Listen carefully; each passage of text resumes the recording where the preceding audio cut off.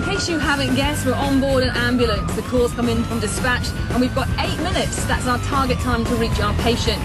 Dispatch knows exactly where we are thanks to the onboard AVL. That's the automatic vehicle locator. But the paramedics still use these maps to find the destination, although onboard GPS for the cabs are on the way. All right, well, let's check out the dashboard.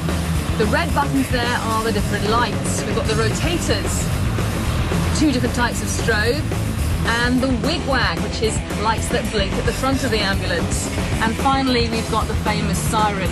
Different types of noises come from the siren. There's the wail, the yelp, and the peer. And the paramedics like to mix up those different sounds to let road users know that we are on the way. All right, well, we're at our destination now. Time to get to work. As soon as the ambulance stops, the stretcher is removed, along with the advanced life support equipment. This is the airway kit, everything you need to clear an airway and then keep it clear. We've got some oxygen. Then we've got the suction device, which you feed down somebody's throat. It sucks out any blood or any vomit. And this is the intubation kit. Lots of different plastic tubes, again, to feed down the throat to keep that airway clear. Sometimes, though, it's a bit difficult to see what you're doing when you push this down, which is why you can attach the tube to a light wand. And as that feeds down, you can actually see the light travelling down somebody's neck, so you know when the tube's in the right place.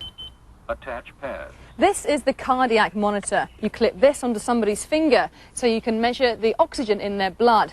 These little pads go on somebody's chest so you can monitor their heart rhythm, and if there is a problem, there are defibrillation pads in the back.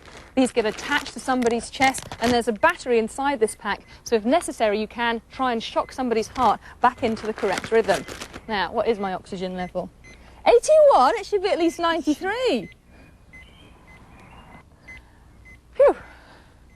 Finally, we have what the paramedics call the goodie bag. This is the drug bag.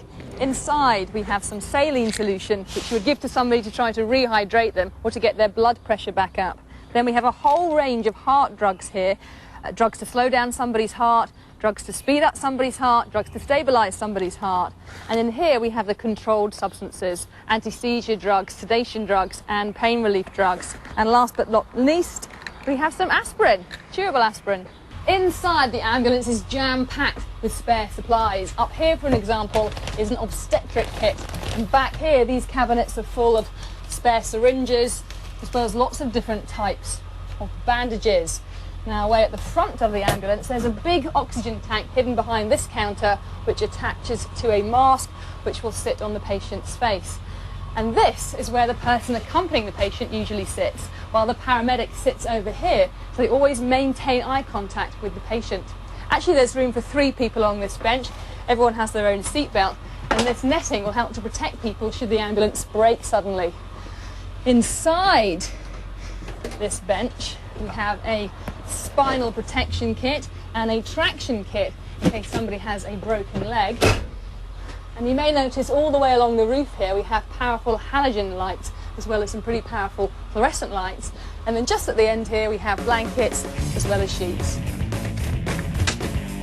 Ambulances have changed an awful lot since the horse-drawn carriages of the 19th century.